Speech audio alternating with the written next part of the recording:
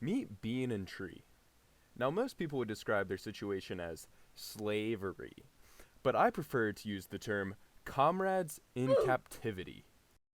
You might be able to tell that they're not in the best situation right now, but their great adventure has only just begun. きっと約束だよいつかまた同じ笑顔で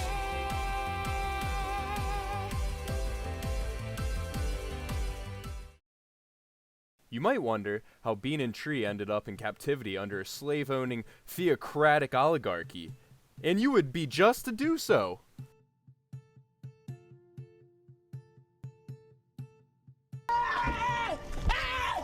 Why are you running? Why are you running? Little did they know it was a slave camp located in the Grand Canyon. Regardless of their situation, Bean and Tree worked very quickly to get out of there. They soon discovered that their fellow comrades in captivity were a useful tool in their escape.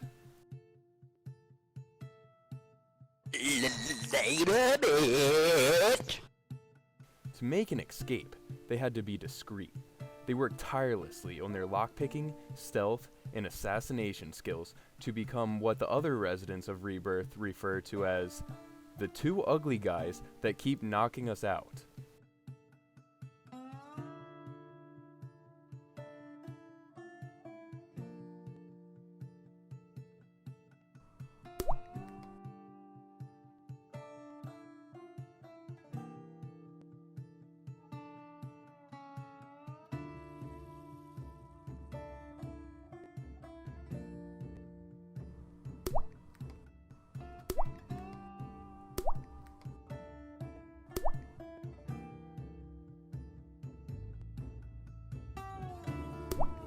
Are we rushing in? Or are we going sneaky beaky like? Eventually, Bean and Tree fielded two guard disguises to help them sneak out. It was time to make their move. Bean's cover was blown, but Tree chugged along up the side of the mountain until he was sure he was completely alone. That is, until he reached a guard outpost and made a wise decision that anyone in their right mind would make. Now both captured and naked, they were back to square one. Although this time would be different. The dynamic duo knew they had to tap into the limitless resource they had at their disposal, their fellow comrades in captivity. Although there was a risk of countless comrades losing their lives, it was a risk they were willing to take.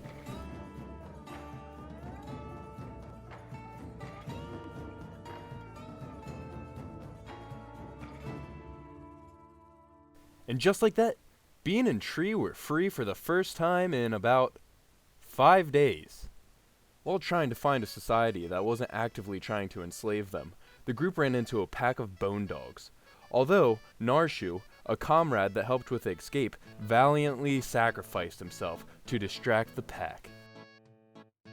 Bean and Tree finally reached the hub, and Tree instantly got to work by stealing an innocent man's clothes after beating him unconscious. The boys sold their iron that they worked so hard for it just so they could buy some food. Later, they stumbled upon a group called the Shinobi Thieves, although they needed 10,000 cats before they were allowed in. So they did what any degenerates would do. They broke into the Shinobi Thieves' tower and stole everything they could in order to pay for the new member initiation fee to the Shinobi Thieves. And now, they were considered Shinobi Thieves. And just a small note, a third member of the party named Shuda was recruited, but he really doesn't do anything and is mainly for manual labor. Also, despite joining the Shinobi Thieves, they are now hostile to us, which will lead to some larger problems in the future. With their stolen goods, the gang purchased a house in the hub to set up base. With the base coming to form, it was time to start preparing their plan to take down the Holy Nation. To do that, they would need an army and a lot of cats. The two decided to continue what they do best, steal. On their way to the Shek Kingdom, the boys ran into a camp of dust bandits and realized that their leader had a bounty on his head.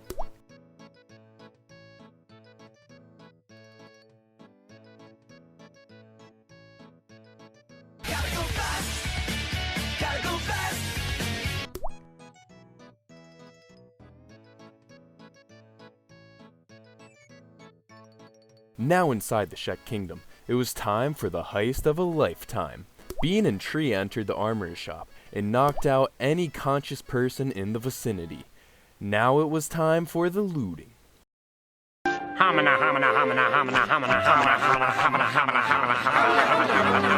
They took the looted weapons right across the street and sold it to the barman. While inside the bar, the gang acquired 4 new assets to the gang: Shrek 1, Shrek 2, and Shrek the Third as a part of the Shrek Hit Squad. Then Imp to keep as a pet like the little monkey boy he is. I forgot to mention Shrek 4 is in attendance. As the gang started their next heist, something went wrong. Tree was spotted beating someone in the back of the head. This alerted the city guards and Bean and Tree were sent to jail very briefly. When will you learn that your actions have consequences? Here's a clip of Bean chained to a pole. Enjoy it.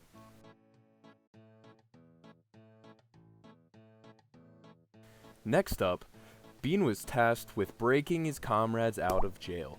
Tree was knocked out, so Bean had to carry him to the bar located across the street so he could heal up.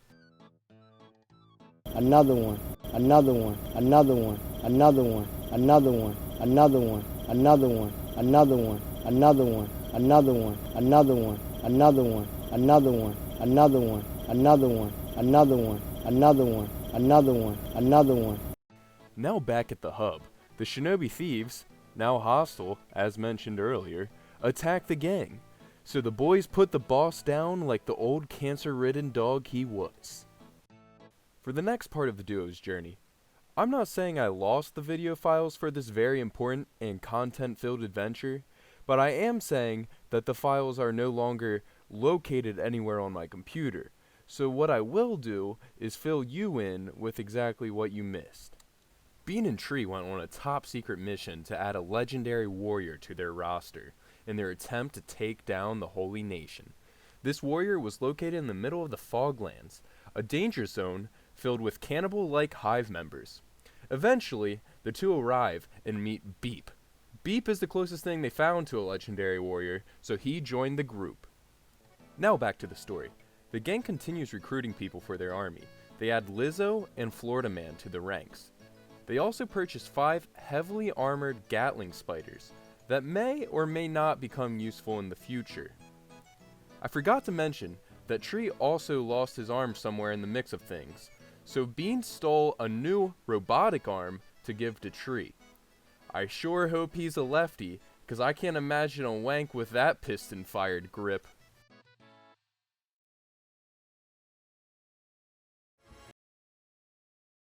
The gang was now ready to return to base with their newly added members. Although with the group so large, it wasn't going to be nearly as easy as their entrance to the Foglands, as stealth is not an option. Their path was blocked by dozens of Fogmen patrols. They were witnesses to many unfortunate souls along the way. Fogmen attack with no prejudice, and there was no saving the tortured souls. The group had to avoid Fogmen at any cost, because a swarm would be unbeatable for this group. And then, it happened. The gang was spotted by a swarm of Fogmen. There was no running. They had to ready for battle. The battle started, and for a time, there was no telling who would win this skirmish. It was known amongst the group that Bean and Tree were the most capable fighters. However, with the Fogmen's overwhelming numbers, the two couldn't pull all of the weight. As the losses stacked up, it was clear that the Fogmen were victorious.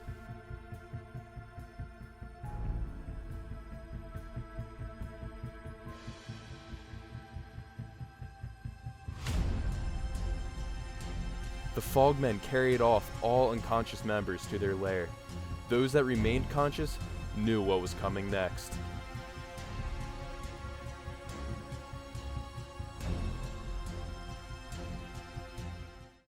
Next time on Bean and Tree's Great Adventure.